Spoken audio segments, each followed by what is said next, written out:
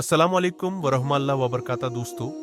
आज मैं आपको एक ऐसी शख्सियत की कहानी सुना रहा हूँ जिसे इस्लामी तरीक़त में फ़त्ह इस्पान कहा जाता है, जो इस्लाम के उस अजीम तरीक़ाकार का हिस्सा है जिसका नाम तारिक इब्न ज़ियाद है।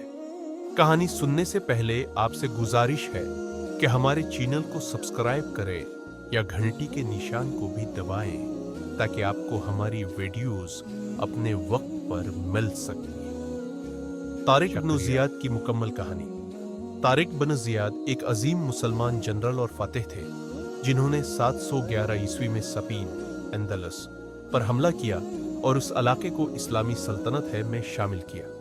उनकी हिकमत अमली, बहादुरी और ईमान की ताकत ने उन्हें एक तारीखी शख्सियत बना दिया। इब्तदाई ज़िंदगी। तारिक बिन ज़ियाद की पैदाइश शमाली अफ्रीका में हुई। वो बुनियादी तौर पर एक बर्बर नस्ल के मुसलमान थे और उनका ताल्लुक मौजूदा अलजायर या मुराकुश के इलाकों से था। इब्तदाई तौर पर वो एक फौजी अफसर के तौर पर काम करते थे और इस्लामी खिलाफत के तहत शमाली अफ्रीका के इलाकों में खदमत कर रहे थे। स्पेन पर हमला।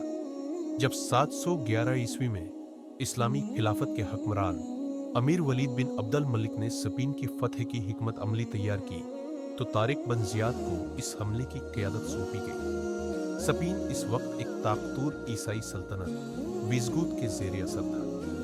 तारिक बिन ज़ियाद को एक फौजी दस्ता दिया गया जिसमें ज़्यादातर बर्बर सिपाही शामिल थे। तारिक बिन ज़ियाद ने अपने लश्कर को मौजूदा मुराकिश के साहिल से रवाना किया और 711 साहिल पर पहुंच गए। ये मकाम जबल तारिक या तरीका का पहाड़ के नाम से मारूफ है, जो कि तारिक बिन ज़ियाद के नाम पर है। जबल तारिक का दरिया, जिसको हिंदुस्तान का दरिया भी कहा जाता है, के साथ मिलता है। स्ट्रेट ऑफ जबल तारिक कहा जाता है। इस वक्त तारिक की फौज को यूरोप की तरफ रसाई दे रहा है।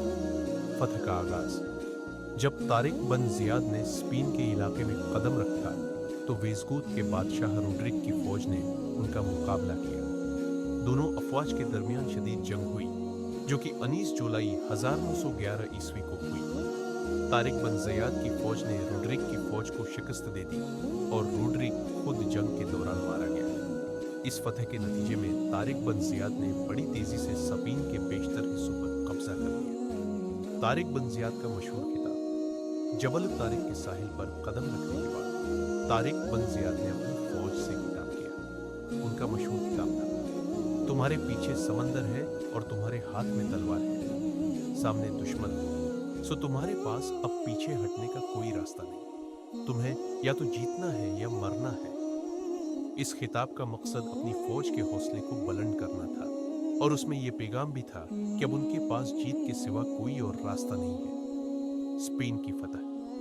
तरीका की क़यादत में इस्लामी फौज ने स्पेन के बेशतर इलाके तारिक बिन ज़ियाद ने तकरीबन पूरे जनूबी स्पेन पर कब्जा कर लिया। उसके बाद तारिक ने अपने सिपा सालार मूसी बिन नसीर के साथ मिलकर बाकी इलाकों में भी इस्लामी फतूहात की गई। इन फतूहात के नतीजे में अंदलस स्पेन एक मुद्दत तक इस्लामी खिलाफत का हिस्सा रहा। तारिक बिन ज़ियाद का वापस जाना।